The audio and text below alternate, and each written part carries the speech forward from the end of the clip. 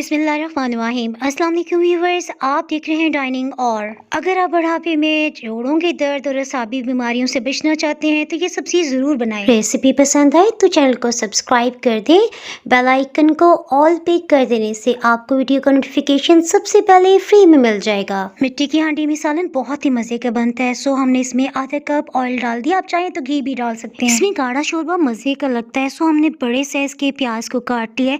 अगर प्याज दरमियानी साइज का है तो 2 काट लीजिएगा। लहसुन अदरक का पेस्ट 2 खाने वाले चम्मच। प्याज और लहसुन अदरक पे ज्यादा डार्क कलर नहीं आने देंगे। जैसे इस पे हल्की सुनहरी रंगत आ जाएगी तो इसके साथ ही इसमें कुछ मसाले शामिल कर लेते हैं। नमक 1 खाने वाला चम्मच लेवल करके, हल्दी पाउडर आधी चाय की चम्मच से थोड़ा कम, लाल मिर्च पाउडर 1 खाने वाला चम्मच और अधकुटा खुश्क धनिया ये 1 खाने वाला चम्मच भर के लिए।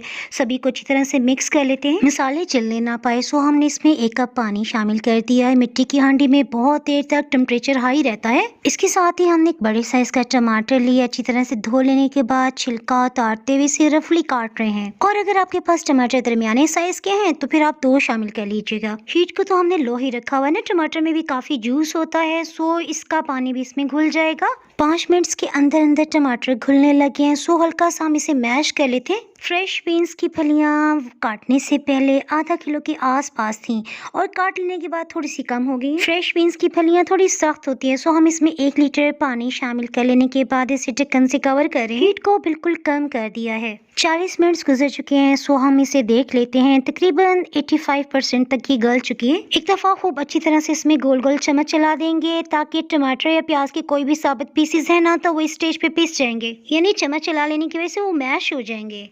नेक्स्ट हम इसमें बड़े साइज का एक आलू ले रहे हैं। अच्छी तरह से धो लेने के बाद इसका छिलका उतारते हुए गोल काट लिया है। इसकी ग़िज़ाइयत में इजाफे के लिए 1 कप हमने मटर शामिल कर दिए हैं। पानी इसमें कम लग रहा है सो अब हम इसमें 1 कप मजीद पानी शामिल कर रहे हैं। ये आलू और मटर को गलाने का काम करेगा। मसाले शामिल करते हुए आपको याद है ना, हमने बड़ी काली इलायची इसमें डाली थी। अब हम इसमें कसूरी मेथी 1 खाने वाला चम्मच और आधी चाय की चम्मच जीरा शामिल कर रहे हैं। इन साबुत मसालों की वजह से इंशाल्लाह ये सालन बहुत ही टेस्टी बनेगा।